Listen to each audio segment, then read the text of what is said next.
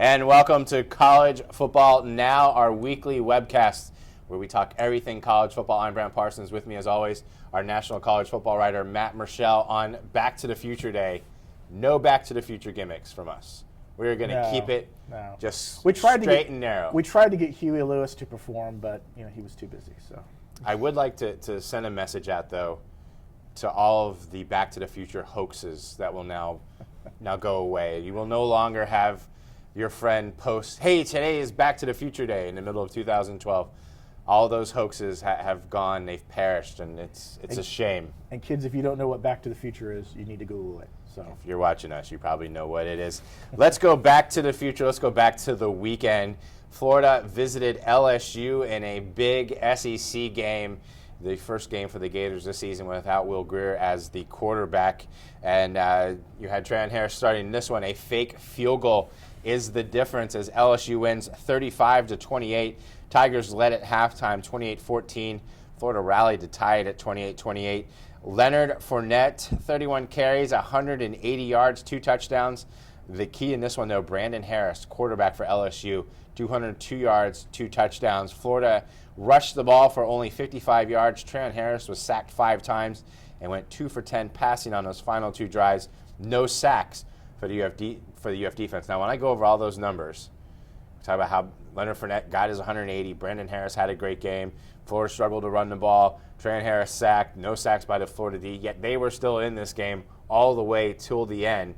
And it took a fake field goal for LSU to get the win in this game.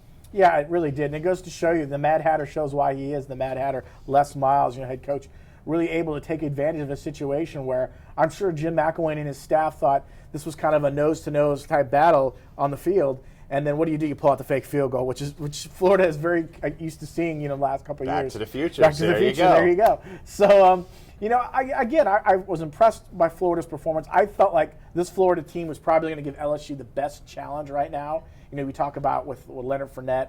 I felt like they would probably stack the box with Fournette, really make Brandon Harris throw the ball. I think they tried to do that early on. I don't think Fournette had the big game-breaking type runs that we're used to seeing from him. But he did have a really good, it was a workman-like day, 31 carries. I think that was a season high for him as well.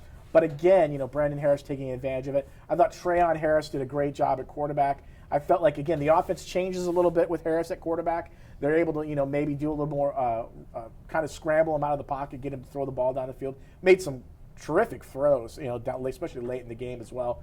But again, I felt also like that without getting that running game going, without having Kelvin Taylor being able to do what he's been able to do, and without really, really without Harris able to take advantage of that as well, I felt like kind of limited Florida, and they were kind of forced to become a pass-first type team. And that's really not, I don't think, what Jim McElwain wants to do. He wants to be able to mix it up a little bit to kind of present a little bit of a misdirection at times. So, again, close game. Florida gets the loss, but, like you mentioned, fake field goal to have to go through, and you look at where they're at now, still 6-1. Everybody wants to say, well, Will Grier is the reason they didn't win this game, and Tran Harris managed the game well. Remember, they're down 2 touchdowns coming into that second half. Florida is able to rally to get the tie. The problem with Tran Harris was at the end. And you had 2 drives, final 2 drives. He was 2 for 10 passing for 39 yards, and one of those was a 40-yard heave that just happened to be caught. They had the ball back with 4.5 minutes left and timeouts and plenty of time on their own 40 and got 0 yards in 4 plays. Tran Harris, still some decision-making ability issues, holds the ball too long. I think if you're going to critique him, the one difference between what Will Grier has done so far this season and what Harris did in this game was he held the ball a little too long. Sometimes his decision making was a little bit off. You saw guys open that maybe he didn't go to. He went to run probably sooner than maybe McElwain would have liked on some plays. But this is a team put 28 points up on LSU and was in this game all the way to the end, and that's all you can ask for when you go visit Death Valley on a Saturday night. Well, yeah, but I don't think Jim McElwain is going to take moral victories. They don't count in the wins and losses or the standings. It's fine but it is something you take on. With the bye week, you go over the tape again. You say this is some of the mistakes we made.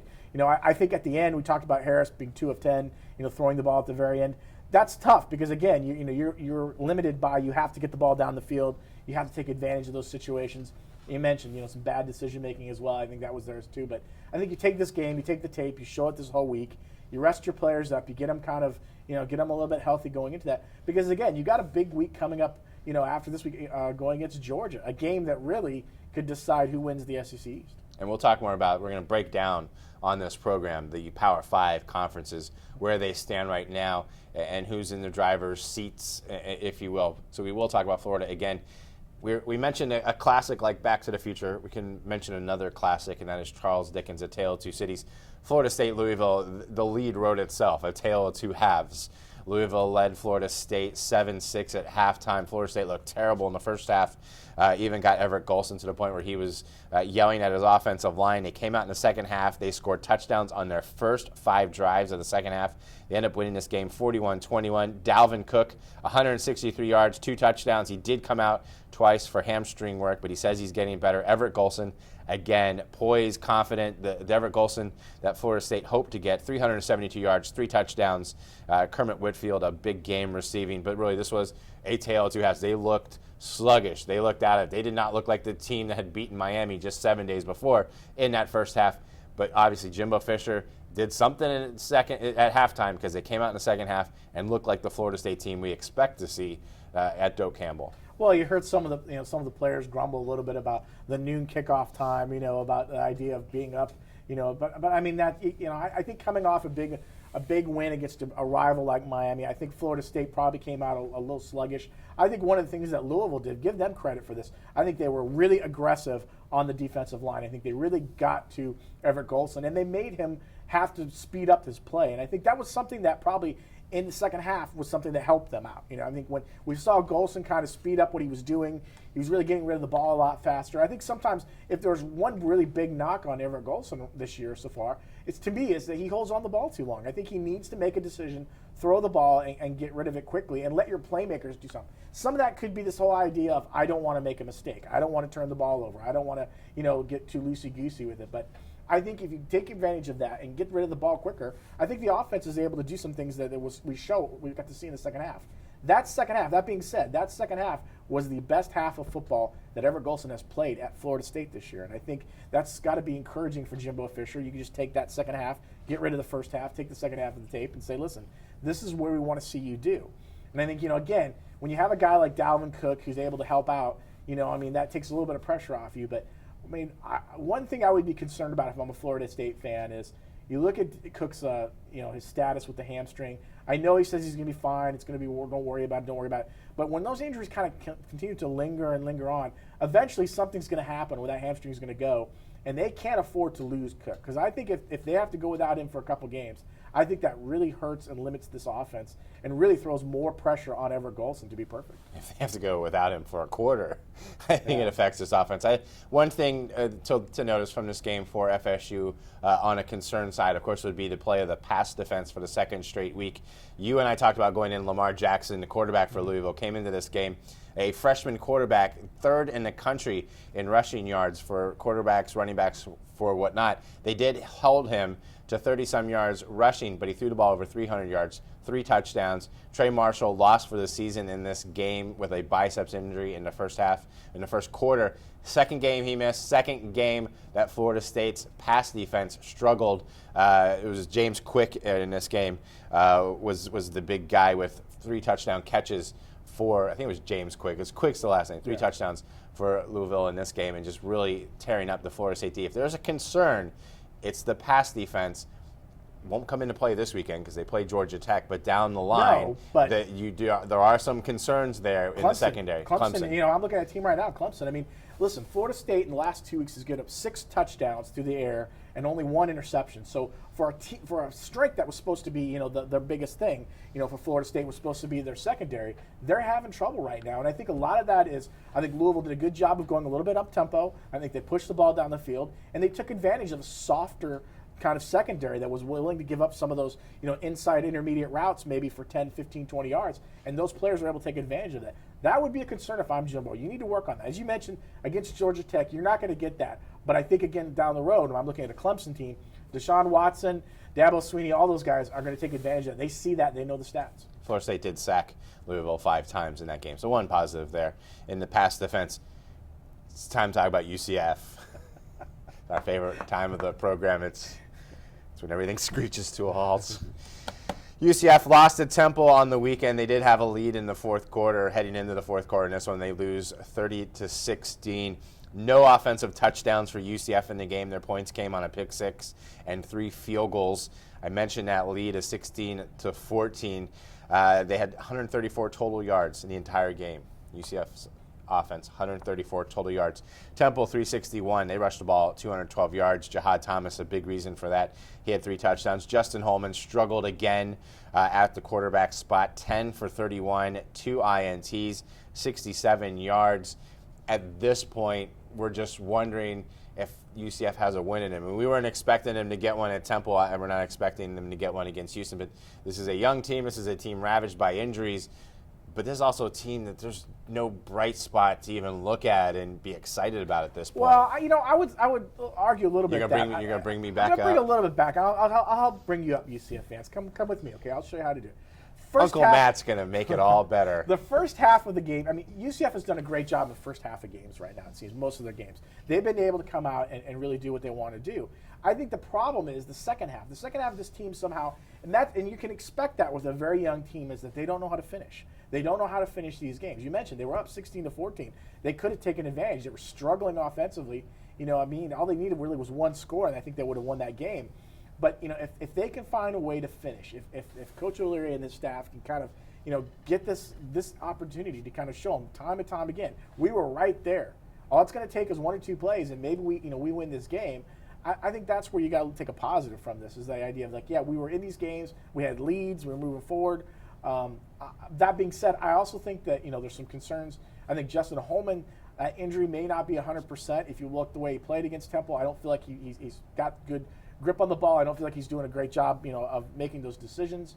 And I also feel like, again, we talk about this time and time again. If you can't run the ball, you become one-dimensional, and that's something you don't want to do as a team, because every defense in the country will just gear up on your quarterback and try to find a way to stop that and almost dare you to run the ball. And UCF hasn't been able to do that. One last state game, just to touch upon quickly. Miami bounces back from that Florida State loss, knocks off Virginia Tech 30-20. Brad Kaya, 2 touchdown passes in this game, and the story for the Hurricanes, they forced 3 interceptions. They scored 10 points on turnovers. This is a key win for Miami. Miami's still in that Coastal contest, still have a chance to represent them in the ACC title game, that division. They needed this win. They get it at home. A workmanlike win, if you will. Kaya continues to show some progress as quarterback, and, of course, making the big plays on D. Well, I think one of the things I think you worry about if you're a Miami fan is traditionally what has happened is after that Florida State game the last couple of years, Miami goes into tailspin, and you never see them kind of bounce back. So I think it was big, really, for this program to take that step forward, to get that win out of Virginia Tech team, which itself is banged up and has been dealing with quarterback issues who have been hurt. I think the thing that's really amazing about this Miami team that no one's talking about is they lead the country in turnover margins. They've only turned the ball over twice. I mean, this team takes care of the football, and if you can do that, I think that's when you're going to find success, especially down the road when you have some big games like that we'll have this weekend against Clemson. Again, you win those battles up front, and you're able to kind of take charge. I think it shows good positive signs for the program. And the other positive sign is Joe Robbie Stadium. Those seats now are blue instead of orange, so all those empty seats, a little more softer. Called Joe Robbie? I thought it was. I call it Joe Robbie. I don't get paid to call it anything else. I'm Miami native. It's still Joe Robbie. Dolphin Stadium. Let's call Dolphin Stadium, whatever you want to call it. The blue seats don't look as bad as the orange when they're that empty. Yeah. But when you're watching the banners, who cares who's sitting in the seats? Across the country, a quick look at a couple of the big games, and I'm going to tell you about a Big Ten game where one team was winning 52-25 with 3:15 to play in the third quarter and lost that game 55-52. That was not the most exciting game in the Big Ten on Saturday. Of course, I'm talking about what happened in Ann Arbor. Michigan State, the improbable, the impossible, the unbelievable victory. They took it from the jaws of victory to get that win. And, of course, it was Jalen Watts-Jackson, the redshirt freshman. The only thing he was credited on his stat sheet for was returning a fumble 38 yards for a touchdown. Of course, it was the punt. I don't know if it has a nickname yet, but Michigan trying to punt with 10 seconds left and the lead.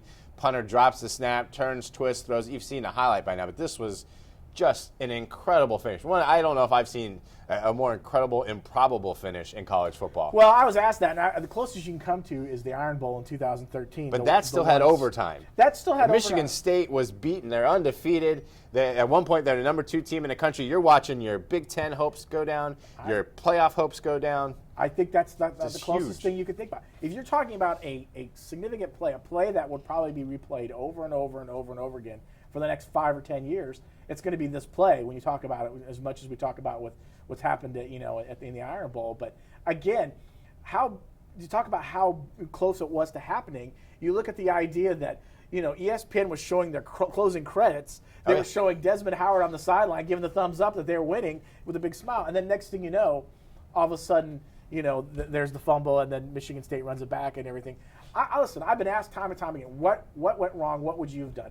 If it had been me, if it's Jim Harbaugh, I question actually punting the ball in this situation.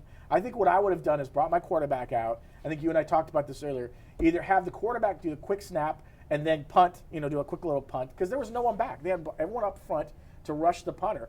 I would either would have done that, or I would have put the quarterback out there, take the snap, and then run around in the end zone, and maybe even run out the back of the end zone with time going out. Take the safety, you still would have won the game. You can't we could second guess all you want what's going to happen, but the point was Michigan State's now undefeated. Michigan now has 2 losses, and we're back to where we were a couple weeks ago, where Michigan is kind of here still, and Michigan State is right here. Big brother, little brother. The best part of this, the Spartans saved us from like a month of Jim Harbaugh praise and worship. And I don't want to take away what he's done at Michigan. It's been a nice turnaround. But I could just Ohio State you could sense just every narrative in college football for the next 4 to 5 weeks was about the savior, Jim Harbaugh, and what he's done to Michigan. So Michigan State, thank you. You saved us from that, and you gave us a great finish. And again, not taking anything from Jim Harbaugh. He's done an amazing job at Michigan. But they're not people are talking playoffs for them before that. They're not a playoff team yet. And so we were saved a little bit of that by Michigan State. Yeah, I think lost in the final play was the fact that Michigan's defense it gave up a lot of yardage to Michigan State. I think Connor Cook showed at times why he's probably going to be one of the top 5 quarterbacks coming out in the NFL draft this year. I think there are obviously some issues with Michigan they need to fix. But, again, beginning of this season, I think we were looking at maybe a 7-win Michigan team. Now you can think maybe to 8 or 9. But listen, if I'm Jim Harbaugh, you take this experience, you put it aside, you say it's going to work well, and then you try to focus on the fact that you still have to beat an Ohio State team, and you can become a spoiler. And that could be even the worst. If I'm Urban Meyer, I'm a little nervous at that thought, because then you got a team, what do they got to lose? They just want to spoil, make sure they can kind of play the role of spoil. So I think, again, it was an exciting game. It was a finish that I don't think anyone thought was happening. And but again, it shows why college football is one of the reasons why we love it. And of course, Ohio State, Michigan State, November 21st, the week after that, Ohio State, Michigan sets up right now, looking like that Ohio State, Michigan State game will be just huge on November 21st. If they can keep winning out. Ohio State, of course, made the move this week of making JT Barrett their starting quarterback, which just makes that even more intriguing. 2 upsets I want to talk about before we get into our segment on the Power 5 conferences. And that, of course, was Memphis doing a number on Ole Miss on Saturday, and then on the Friday night, it was Utah State forcing 8 turnovers by Boise State to knock Boise State out of the running to be the representative in a New Year's Six Bowl. The Boise State game, that was just fascinating watching him turn the ball over 21 points in the last 85 seconds. But Memphis beating Ole Miss wasn't that big of a shock to me, because we watch American football because of UCF.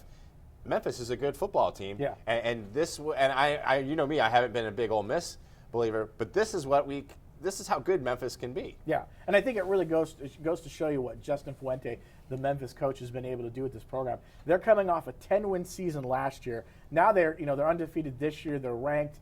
We talk about the college football playoff, the top 4 teams up there. But I think another interesting battle really is the group of 5 schools. They're going after that final spot for the New Year's Six game. It's going to be Memphis. Is it going to be Houston? Is it going to be Temple? Is it going to be Toledo? We talk about Boise State was right there until they lose to Utah State. So I think it's very interesting. I like what Memphis has been able to do. I think Paxton Lynch, their quarterback, has put up a tremendous start. To think this kid came from the state of Florida and wasn't highly recruited by anybody in the state. Deltona Trinity Christian. No, nobody. So you're talking UCF, you're talking Florida, you're talking. I saw folks on ESPN saying he's the best quarterback in college football right now. Yeah, that's a stretch, but that's how good he's playing. I think that's how good he's playing. So I think people are looking at that right now. I think you're seeing the success. You're seeing that Ole Miss has problems. They're now, their running game is nowhere near what it was a couple games ago. They're struggling with that. I think Chad Kelly hasn't been as consistent as you'd like to see from them. And I also feel like, again, after that, I think that loss to Florida really kind of took a lot out of that program and his team, and I think we saw it against Memphis. So I'm looking forward to it. Listen, Memphis, Temple, Houston, I mean, all being ranked in the top 25. The American is having one of the best months ever. I mean, and that weekend, which came in with all sorts of promise with all the big games, it lived up to it. Yeah. This weekend, not a whole lot of promise in it. It's a dog weekend. When game day is going to James Madison, you just know that there's not a lot out there. But that doesn't mean we can't find stuff to talk about, and that's why we're going to look at the Power 5 conferences, where we stand at this point of the season, a little past halfway for most teams. And some of the conferences, it's already starting to play out, and we're going to start with the ACC. And in the Atlantic Division, it's pretty obvious. It's going to come down to November 7th. Florida State and Clemson, both of them undefeated in ACC play and in on the season. But in the Coastal, it is still anybody's game, and we've been saying all along it's anybody's game. Pittsburgh comes in right now; they're 3-0. Duke and North Carolina 2-0. Miami 1-1, but they have not lost anybody in the Coastal, so it's still up to them. We know Florida State, Clemson. Who do you see coming out of the other side to play the winner of Florida State Clemson? Well, I mean, you look at these teams that are in the Coastal, and because it's up to anyone, I'm impressed by Pittsburgh, to be honest with you. I think Pitt's been playing really, really good football right now. I think you look at what they've been able to do, considering they lost the ACC Player of the Year last year, James Conner. I mean, to have him gone out with an injury, they've been able to find some success. I think Pat Narduzzi, who was a former Michigan State defensive coordinator, has done a good job with that team defensively. I think Duke has surprised some people too as well. I think there's some people who are kind of wondering how good is this Duke team? Are they going to be able to kind of surprise some people? Honestly, I think Pittsburgh is the team right now. I think Miami can make a run if they can get a couple good games, but again, they have to go on the road against Duke. They have to go on the road against North Carolina. I think those are the games that are really going to hurt them down later. I think the games that are going to hurt Miami are the two they play against Atlantic teams, because they play both Florida State and Clemson. And so they could go 6-2. They could win all their games in their division, but you lose those two games. That could cost them down the road if Duke or North Carolina stay hot. I think Miami in this side, but I don't know. The other question in the ACC, does the champion have a chance to be in the playoff? Well, I think if they're undefeated. I think this is going to be one of those years where I think, again, you have to be undefeated. I think if it's a Florida State team or a Clemson team that has one loss, I think it's going to be very tough. Clemson, of the two schools of Clemson and Florida State, Clemson's getting more buzz right now because of their big win over Notre Dame early on. And right now they're on the cusp of getting into that Final Four. Again, whoever wins that game we talked about between the two, I think will give a big push. But I think some things are going to happen in the next couple weeks with a top 4 or 5 spots are going to change up a little bit. So I think then there's a good possibility, but I just don't know if a one-loss ACC team, because I don't think the ACC has been as strong as it can be, is going to find its way in there. Of course, remember last year when the playoff came about, there was nobody from the Big 12 in it. It was the whole hubbub, and Ohio State beat out TCU and Baylor. Let's talk about the Big 12 now, and kudos to the Big 12 schedule maker, because you have TCU, Baylor, Oklahoma State, all still undefeated. Oklahoma could have been undefeated had they not lost to Texas. None of these schools have played each other yet. They're all lined up in November to play each other. Big 12 in November is going to be incredible with these teams playing, culminating at TCU and Baylor on November 27th. There's no championship game. It is a winner-take-all in this conference. I am looking at this right now, and I know TCU's 4-0, but I think Baylor right now might be playing the best football in the country. TCU has squeaked by some teams. Baylor's schedule is weak, but they're dominating when they're doing it. And if they can go through TCU, Oklahoma State, Oklahoma, and win those, I think Baylor is a playoff-worthy team, and I think they can win the Big 12. Yeah, I agree with you. I think Baylor's playing some of the best football in the country right now. You look at what their offense has been able to do.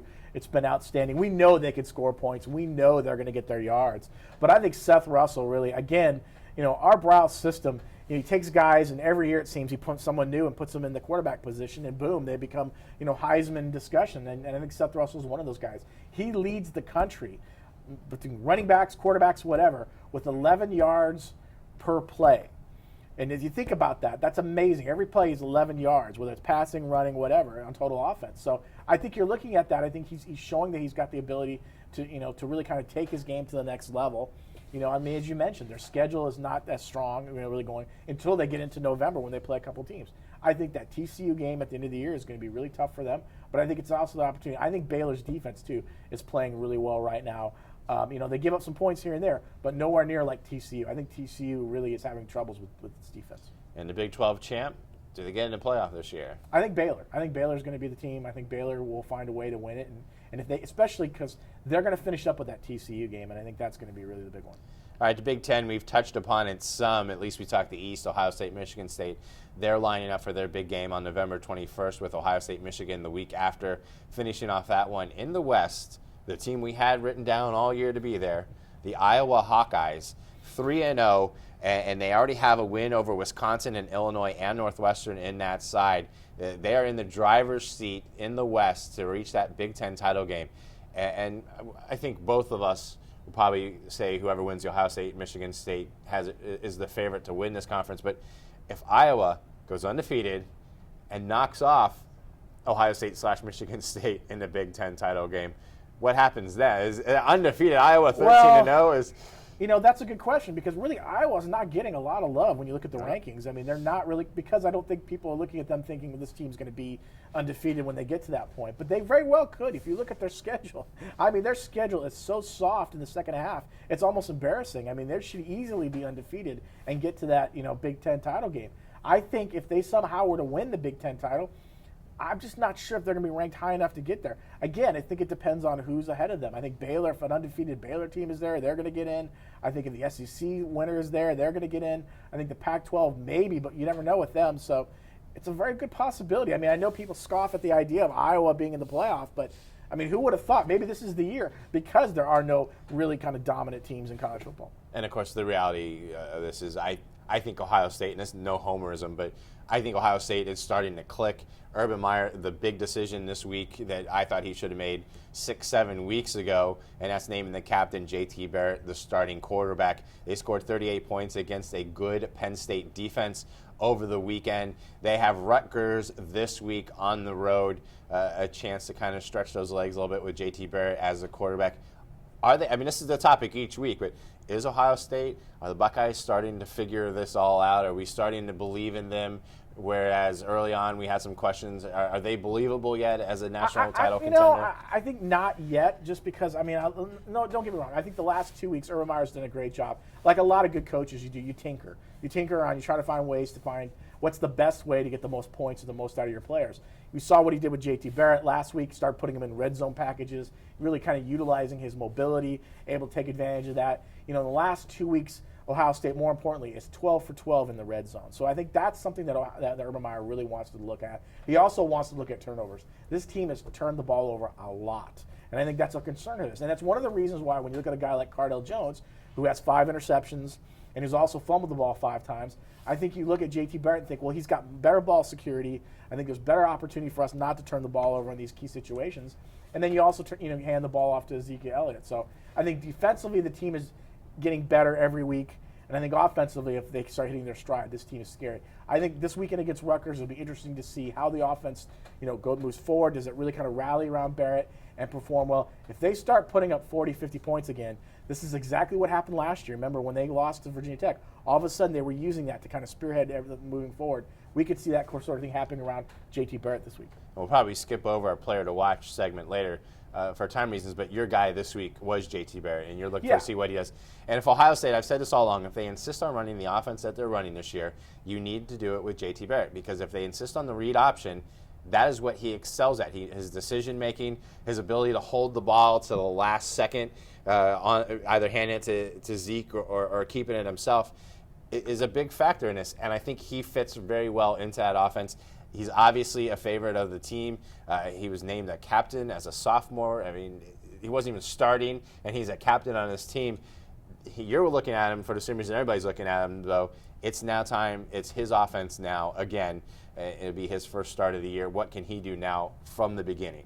Well, and I think, I think you also don't worry about Cardale Jones. It's not like he's going to, just disappear on the bench. I think you'll see Urban probably run some packages out there with him, try to give him the opportunity to maybe to use that arm. He's still got one of the strongest arms you'll see in college football. But I think, honestly, you've got to do what's best for your team right now. And if you need to control third downs, we're concerned that was something that Urban brought up this week when he announced JT being his. They want to start finding success on third downs. They're only converting 37% of their third downs right now. They need to get that number up there higher and higher because he knows when they get to that Michigan State game, that's going to be a tough one. You also have the Michigan game, and there's a Minnesota game in there as well. Pac-12 is lining up just like we thought they would all year. Stanford and Utah leading the way in the North and the South, just like we predicted it. Stanford not a shock leading the North. I think coming into the year, we thought this was a good football team. There was concerns after they lost to Northwestern in Week 1 that maybe we had overrated them, but they're 4-0 in the North. California and Washington State 2-1, but Stanford not just in control of their destiny in the North, but playing very well right now in the North. In the South, you have Utah 3-0. They've beat Arizona State. They still have to play Arizona, UCLA, and USC, a team they play this weekend. Is Utah for real yet? Are we ready to? I know they're high up in the rankings. They blew out Oregon. That win kind of has lost some of its luster because we realize Oregon's not the team. We're going to talk about them when they play USC later, but this is now a team that's being talked about as a playoff team, as a Pac-12 contender. Can they go through the rest of the South schedule, which is not going to be easy, unscathed?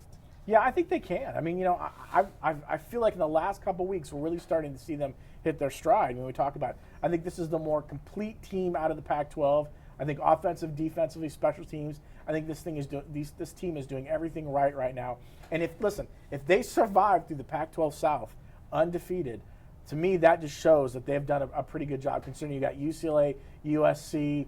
You talk about Arizona State, all those. I mean, those are opponents that are going to give them their biggest challenge. So if they can get to that, and then they probably will end up facing Stanford. And that to me, the Stanford-Utah game really is a game that's really going to kind of, you get to see maybe the two strongest teams up front battle it out. Stanford goes into that Pac-12 game without losing again.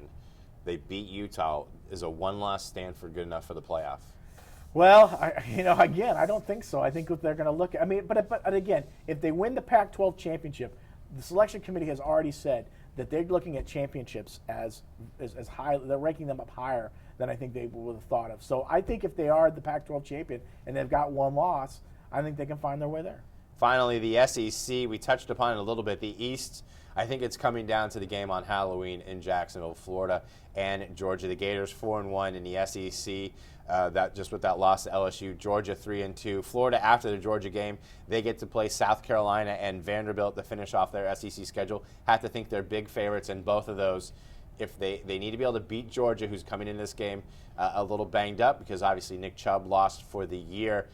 This game, though, and we're not predicting it, but we're just looking at the SEC East. This game always never follows a script.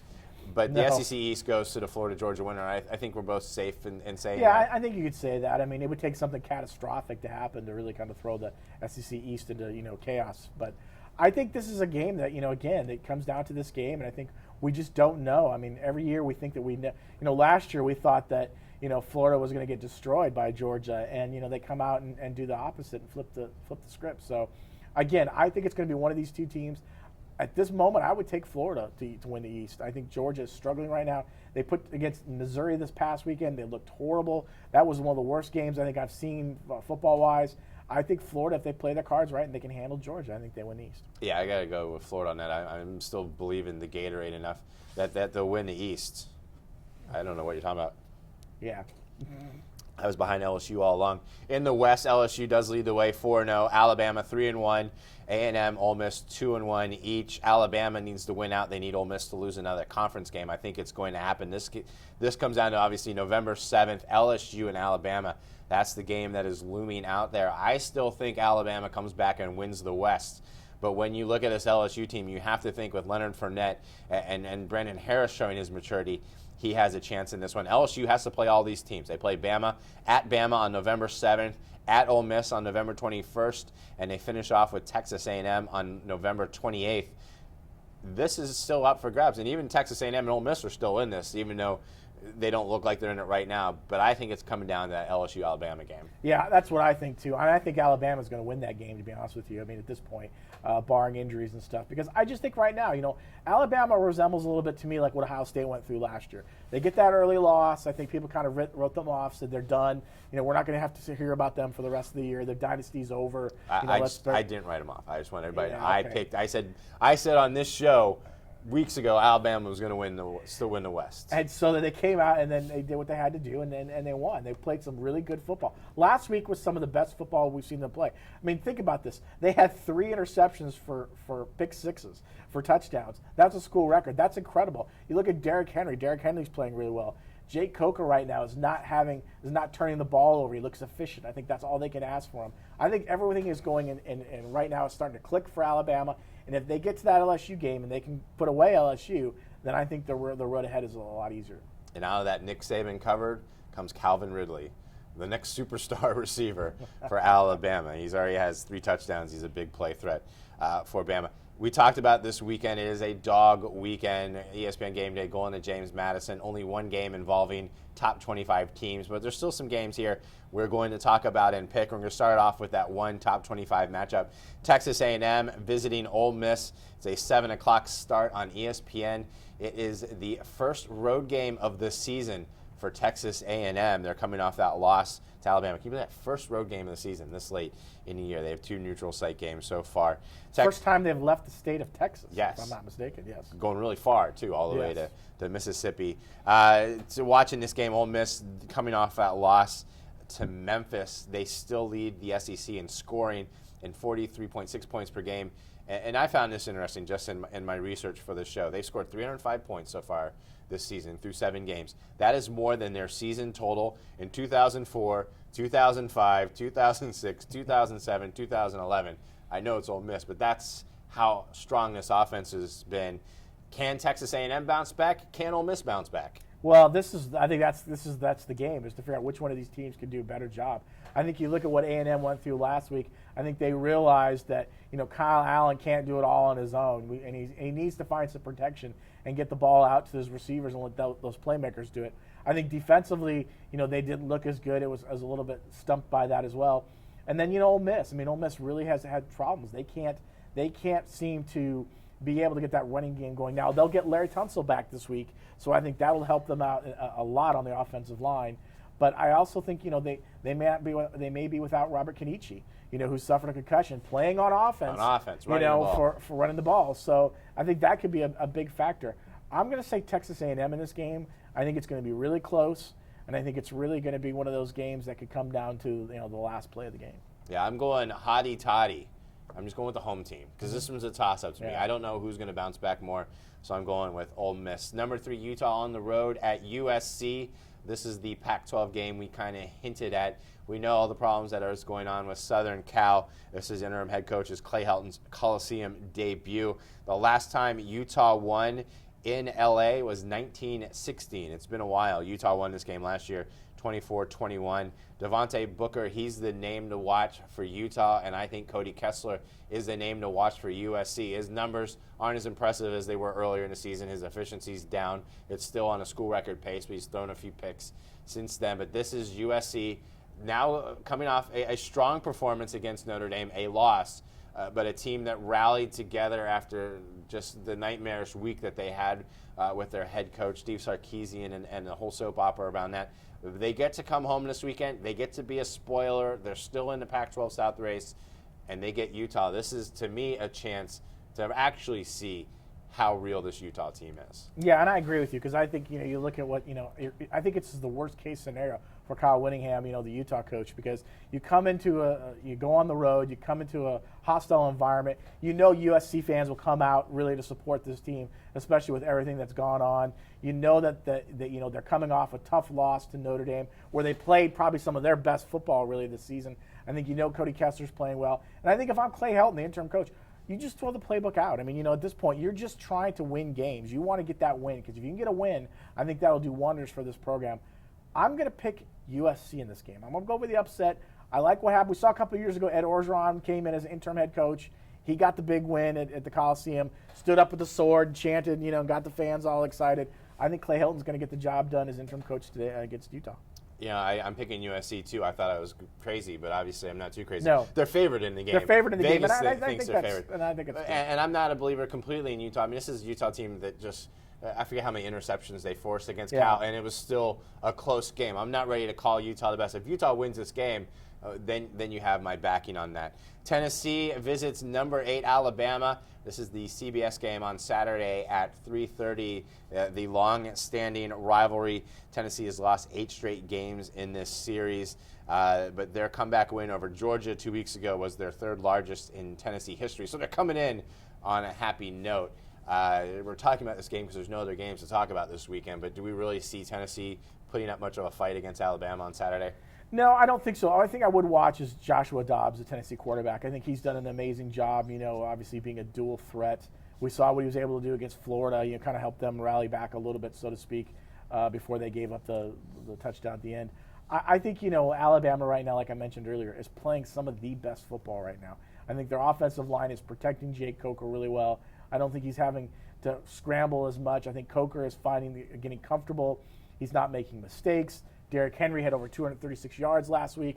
I think if they can get Derrick Henry involved and get him running early, I think that just helps out the offense. And then I just think defensively right now, I think Kirby Smart may get overshadowed week in and week out because of Lane Kiffin, but I think Smart is doing a great job.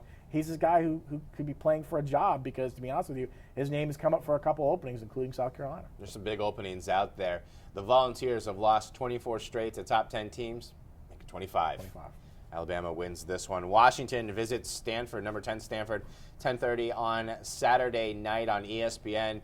A defensive battle last year. Stanford won 20-13.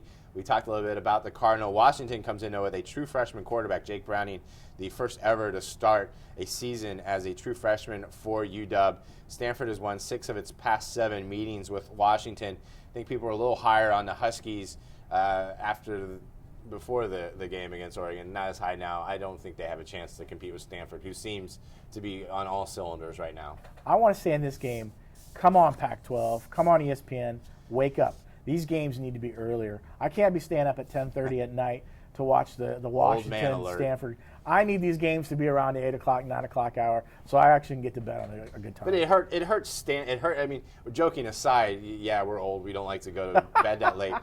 But this hurts them because at 10:30 the game's just getting started. This could be a great game. Nobody's going to see it when it ends at 2 o'clock in the morning. Yeah. The perception, the Pac-12, you and I know it because we watch football and a lot of it, and it's a very good football conference. But when your top teams consistently are playing at 10:15, 10:30 Eastern start times, it hurts your yeah. You have to have eyeballs on it. And this has been week in, week out. That's the problem. Last week it was Utah. I think it was last 2 weeks it was Utah. Yeah. Having Cal was Utah Cal. I mean, when you have these late games, I I think you lose the opportunity to present your best product to the public because again, East Coast, most of those people are in bed by 11:30 or 12. And they're not going to be able to see the ending of the game. And sometimes these games are going to be big. I don't think this week that's going to happen. I think Stanford will win this game pretty convincingly. Yeah, I have Stanford in that game. Also, 3 state games we're going to pick, starting with number 6, Clemson visiting Miami, a noon start on ABC. Last time these teams met was in 2010. The Hurricanes won that game. The road team has won each of the last 4 meetings in this series. A win at Miami will give Clemson a 10-game winning streak for the first time since 1984. We've talked about Clemson a few different times now in this show. We know they're an ACC contender, a playoff contender. This is one they have to win. I don't see Miami having enough in this game to slow down Clemson, but this is one of their tests while they wait for that game with Florida State. Yeah, I think so too. I think one of the things they have to do is take care of the ball. As we mentioned earlier, Miami leads the country in turnover margins. They like to force a lot of mistakes. I think Clemson just needs to take care of the ball. They need to make sure that they continue to do what they do with their running attack. And defensively, I think they need to get after Brad Kaya. He's one of the worst in the ACC at third down conversions. So if they put Miami in the 3rd and long, 3rd and 5, 3rd and 8, those kind of situations, I think they can find some success. I like Clemson in this game. But again, if Miami pulls off a win against this Clemson team, what more does Al Golden really have to do to secure himself at least another year in Miami? I mean, if Miami beats Clemson, those banner companies are going to file lose a lot of money because it's always interesting. But I don't see that happening. I like Clemson. I have friends that are part of those banners, and I always get a preview of what they're what they're paying for. I'm not the one paying for it, but it's always fun, and I get the info the night before. Hey, this is what we're flying tomorrow. I don't know yet what they're flying for the Clemson game. I'm picking Clemson in this one, and some really funny banners. Houston visits UCF Saturday at noon. It's homecoming for the Knights. Houston, one of 14 teams undefeated Love that picture. One of 14 teams undefeated in NCAA college football's top division. 3 of them are in the American Conference. UCF, the only team in college football bowl level that is officially bowl ineligible on the season. The first to 7 losses, the Knights, and they get Houston coming into this one. Quarterback Greg Ward Jr. having a resurgence on their coach Herman over there in Houston. 14 rushing touchdowns. That leads the nation with guess who? Leonard Fournette. What's going to happen Saturday? Well, I think Houston's going to win this game. I think one of the things that Tom Herman has been able to do with this program is what he's done with a lot of quarterbacks. He's kind of that quarterback whisperer. He's able to take a guy really kind of people might have not thought of being highly as a very mobile or athletic or talented individual, and turns them into someone great. Look what happened at Ohio State. I mean, he took 3 quarterbacks, and really they were able to win a national title. He's done the same thing. He's helped rejuvenate this Houston program. I think they're coming into this game. They want to get this win. They want to move forward. They don't want to get too caught up in the buzz because, again, I think this week we've heard there's so much going on with Temple and Memphis and Houston when it comes to being ranked and getting all this attention now. They want to go on the road. They want to beat UCF and move forward. I think they do. I think unless something happens to Greg Ward, I think this offense puts up a lot of points. Cougars back in the AP and Coaches Poll for the first time since 2011. I think they stay in it after this week. They beat UCF.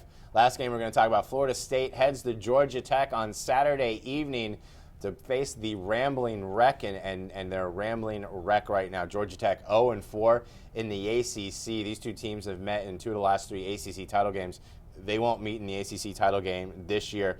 Georgia Tech has lost 43 games to the injury on offense. It has struggled at times on offense. They still run the ball. It still presents a tough task for a defense to come in and play that triple option on a week preparation, but it hasn't been hurting teams that much this year because Georgia Tech, as I said, 2-5 on the year, 0-4 in the ACC. One interesting thing, though, Georgia Tech has thrown a touchdown pass in 15 straight games. This is the most obscure thing when you look at this offense and how it is so run heavy. But it is Georgia Tech. It's on the road. Always a risk when you have to go up against that triple option on 1 week's notice. Well, it's like I mentioned earlier, if I'm Georgia Tech, if I'm Paul Johnson, I throw in a lot of passing wrinkles in there because I think Florida State right now is reeling a little bit when it comes to their secondary. I think they give up a lot, a couple big plays here and there, and you can change you can really change the complexion of this game. I think, again, as you mentioned, with that triple option, it's always hard to defend against, prepare for it. And I think Florida State's defense will do a good job against that. I want to see how Everett Golson takes that, what happened against Louisville in the second half, and see if he can take that to the first half. If Jimbo Fisher can really, let that offense really kind of thrive, let them take advantage of it. And I think the other thing is, they need to protect Dalvin Cook. They need to make sure he doesn't get hurt. They need to make sure that if he's starting to feel the twinge of the hamstring, they get him out of that game because they can't afford to lose him for a bigger, for a long period of time. But I like Florida State in this game. But I think this game might be a little closer than some people think it is. A moment we kind of touched upon earlier, and one I think that defines Florida State going in this one, and that was Everett Golson in the first half of that game against Louisville, going and getting in the face of his offensive lineman. Jimbo Fisher had to come over, pull him away, kind of pat the O-line on the back. All right, guys, you're doing great. But we know that this is how it works in sports, and the offensive line at the time may not have liked it, but they're going to respect Everett Golson for having the passion and emotion to come in there. I think Everett Golson in the past 2 weeks has made this team his team. It wasn't Everett Golson's team in the first couple weeks of the season. He was still feeling his way. They were still feeling their way with him. But he's looked confident, he's looked poised, and he's gotten the job done against Miami and Louisville in his fashion. I think it continues in this one. Everett Golson continues to mature in his role as quarterback with Florida State. I think they actually win this one more handily than you thought because I think they're going to start getting things clicking. Well, I think one of the things I want to look forward to is I want to see when Everett Golson makes that first mistake. Not because I want him to make the mistake, because I want to see how he responds to it. Because I think we saw last year when they had problems and he turned the ball over and when he was with Notre Dame, he got frustrated. And I think that's something if you're Jimbo Fisher, you don't want to see him do. You don't want to see him. We talked about the passion, getting into it with his offensive linemen. I think if you be able to take advantage of these situations and show your leadership, that's how you can do that. If you turn the ball over and you're able to bounce back after that, I think that's going to be crucial for them. And I think their offensive line needs to do a better job of protecting him. I know the right side of that line really has given up a lot of the sacks for him right now, and he needs to avoid that. But I think if they keep the tempo like they did in the second half of the Louisville game, I think Florida State will be okay. So now we're going to go get on our hoverboards. And what else was in Back to the Future today? Hoverboards and phones or glasses. You could answer the phone. I'm sorry, I don't watch movies. I'm trying to get into this whole Back to the Future thing. It's just not happening. But next week we'll have another slate of games to talk about. Hopefully some great highlights to review. And I'm going to go home today and watch Back to the Future to get, reacquainted with it. And then next week we'll talk about the Star Wars trailer. You're going to watch it on VHS, or are you going to watch it Betamax? On Betamax. I refuse to grow. I sell my Betamax because I think it's going to be big. All you people with DVD players, go back to Beta. It's the next big thing. For Matt Murschel, I'm Brant Parsons. We are here every Wednesday